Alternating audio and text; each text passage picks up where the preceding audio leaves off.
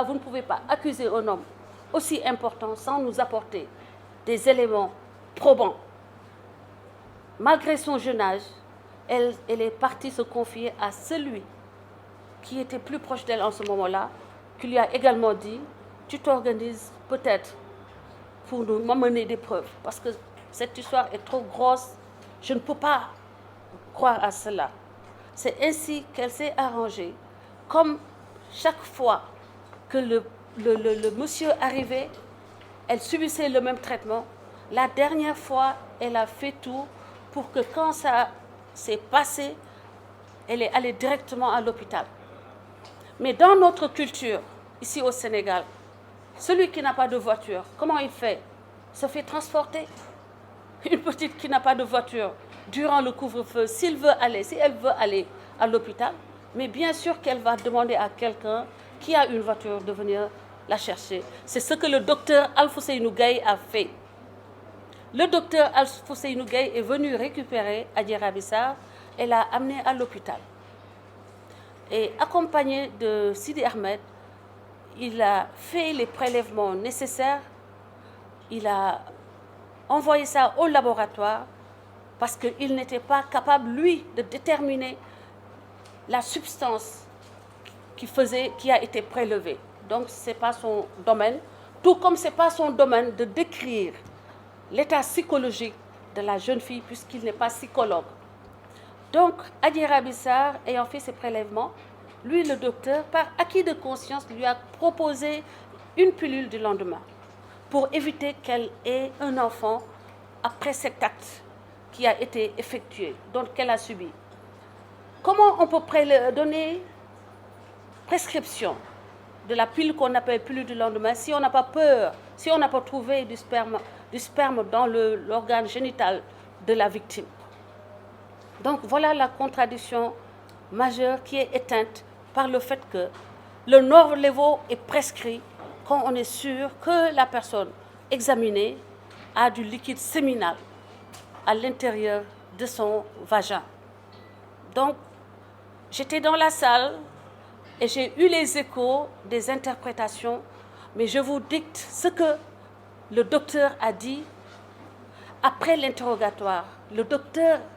a répondu à Maître Thiam en lui disant, parce que Maître Thiam lui a dit, vous avez fait un prélèvement, vous avez dit que dans le certificat médical, le laborantin a dit que de votre prélèvement, il a trouvé des spermatozoïdes vivants. Le docteur, pendant tout l'interrogatoire, avait répondu, je ne réponds pas à votre question. Je ne réponds pas à votre question. À un moment, donc, à cette question-là, il a répondu, il a dit, effectivement, dans le prélèvement, il y avait des spermatozoïdes vivants. L'avocat lui a demandé, dans quel milieu vivent les spermatozoïdes vivants? Il a dit, mais ils vivent dans le sperme. Il lui a dit, donc vous avez prélevé du sperme de l'organe génital d'Adjara Bissar? Il a dit oui. Donc ça aussi a éteint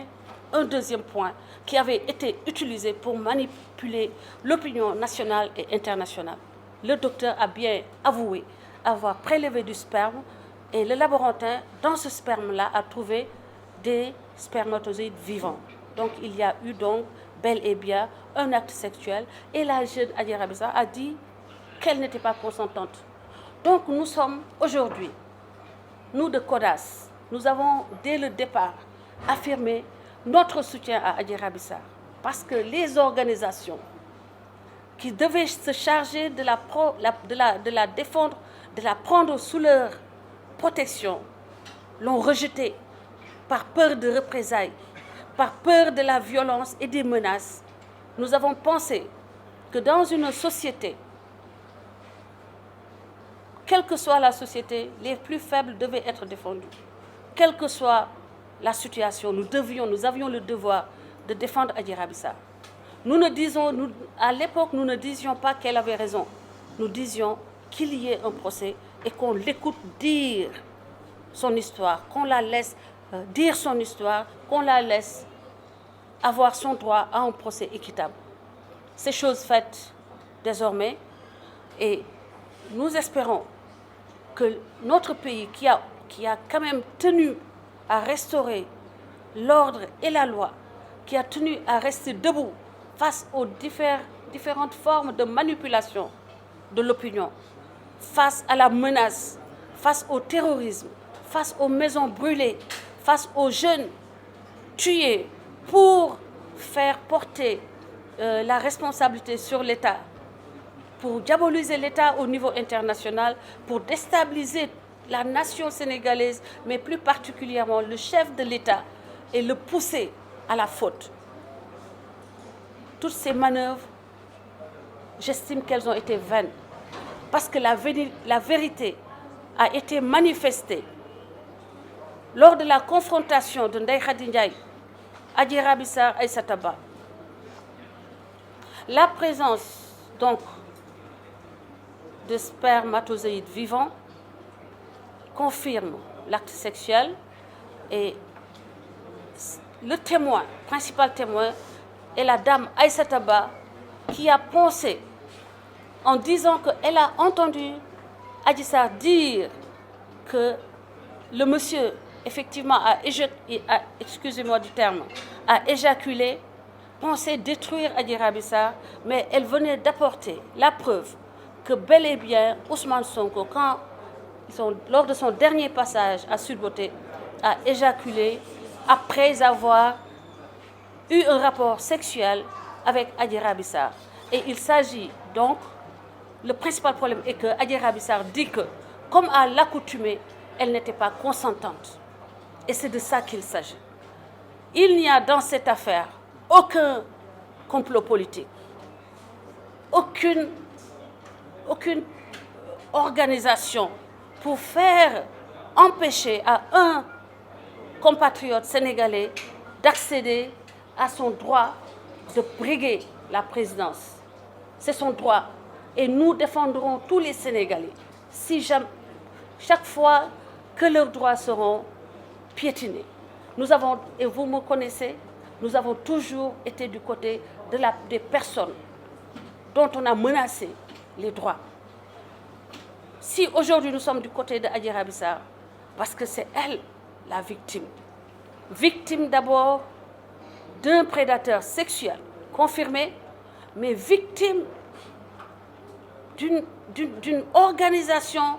mise en place très forte qui était capable de la tuer puisqu'elle a été menacée de mort, ses soutiens menacés de mort, la maison de ses parents menacée d'être incendiée, la maison de son avocat incendiée, les maisons des autorités incendiées, saccagées, vandalisées, juste pour semer la peur, pour éviter que le gouvernement ait le courage de faire face et de dire que la justice puisse trancher entre les deux citoyens que sont Ousmane Sonko et Adji Raby Sarr. Nous avons tenu ensemble, en tant que peuple, face à ces intimidations. Nous avons tenu face aux manœuvres et aux diffamations. Nous avons tenu et nous tiendrons après le verdict. Parce que le Sénégal est souverain et le Sénégal doit rester fort. Et la justice doit être dite pour chaque citoyen sénégalais. Et il n'y a pas un citoyen sénégalais qui devrait être au-dessus de la loi. En résumé,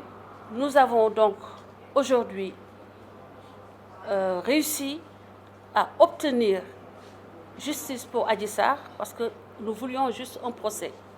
Maintenant, ce que dira le juge, nous l'accueillerons avec le respect qui sied en tant que citoyen, en tant que mère, en tant que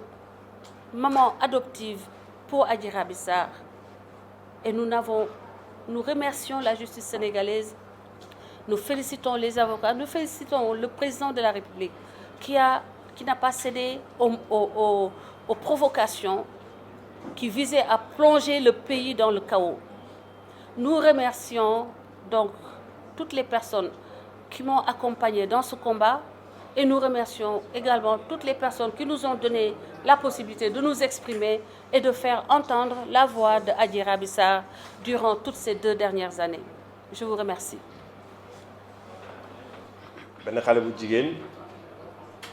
moo porte plainte benn politicien waaw ne politicien bi daf ko sàkku waaw boo leen gisee nag ma dellu ba 2021 parce que il faut ñu wax lan moo tax CODAS juddu bi loolu amee nag ñu gis ni benn xale bu jigéen porte plainte benn politicien mais ñun li ñuy constaté dafa mel ni xale bu jigéen boobu dafa xëy rek ñëw amul papa amul yaay amul mbokk amul dara ñu sànni xale bu jigéen bi di traité xale bu jigéen bi lu nekk te xale bi di sénégalaise comme man mi comme yéen ñi comme ñëpp loolu moo tax Françoise Hélène Gueye jóg créé kuréel bi tuddee ko CODAS mooy jóg pour jàppale Adji Raby Sarr parce que xale bi tamit sénégalaise comme ñëpp foofu la yëfi déparé léegi bi yëfi di dox nag def na ñaari at ñu ngi ci suba ngoon di jàppale xale bi di bëgg nit ñi xam lan moo tax xale bi porte plainte surtout lan moo tax li nga xam ne xale bi porte plainte parce que nee na kilifa bi daf ko sàkk ñun nag li ñu taxoon jóg mooy ñu dégg baatu xale bi ñu delloo xale bi ay dignitéem delloo ko ay droit am parce que sénégalaise la comme ñëpp loolu nag mun naa ne réussir nañ ko li tax ma ne réussir nañ ko mooy dem nañu ba xale bi justice nangul ko mooy mu am procès xale bi nag am na procès fi mu toll nii leer na moo si des mooy verdict moo tax ñun CODAS moo tax ñu dellu si comme dafa am loo xam ne dañ ko commencé woon mooy jàppale xale bu jigéen bi moo tax léegi ñu dellu si waat fii nag di leen wax ni lan moo ñu taxoon jóg lan lañ ci def ba fi ñu toll nii mun nañ ne sax yëf yi jeex na tàkk mun nañ wax loolu parce que verdict rek moo ci des mais nag li ci doy waar mooy yëf yi bi muy xew dafa am ñoo xam ne ñu si bari ngeen baal ma yéen journalistes yi ñu si bari defuñu seen liggéey ma joxe exemple bu ndaw mooy ki nga xam ne moom la Adji Sarr jiin moom dafa ne dafa am foo xam ne dafa demoon di faju ji ñu laaj ko 200 000 mais période boobu rafetoon na journalistes yi dem fi nga xam ne foofu la waa ji ne daf fay 200 000 lay fay ngeen jox ñooñu micro laaj ko fii séance ñaata la ñuy fay parce que journalistes yi ñoom ñoo war a wax askan bi lan moo xew mais loolu vraiment jaaxal na ñu bari loolu yëpp passé na nag parce que fi ñu toll nii mooy yegg nañ fi ñu war a yegg mooy xale bu jigéen bi dem na procès léegi verdict la ñuy xaar loolu daal moo taxoon ñu ñëw tey pour mun naa ne jeexal mbir mi noonu laa ko mën a wooyee mooy jeexal mbir mi parce que yëf yi mun nañ ni jeex na jana tàkk comme ñaari at ñu ngi ci woon comme yëf yi jeex na moo tax tey Françoise Hélène Gueye ñëw pour wax leen fan la ñu commencé ak li nga xam ne moo jote xew yi lépp ci yoon bi ci 2 ans yi da ci xew ba ci jour procès bi tam da ci xew loolu la Françoise Hélène Gueye ñëwoon tey di wax beneen bi mooy Sénégal jàmm mu ngi fi parce que boo dégloo yoree réew moo tax réew mi amul benn problème man loolu laa gis loolu laa xam ne rek bëggoon naa ko wax ci olof léegi ma bàyyi Françoise Hélène Gueye moom mu continuer affaire yi en français merci beaucoup jërëjëf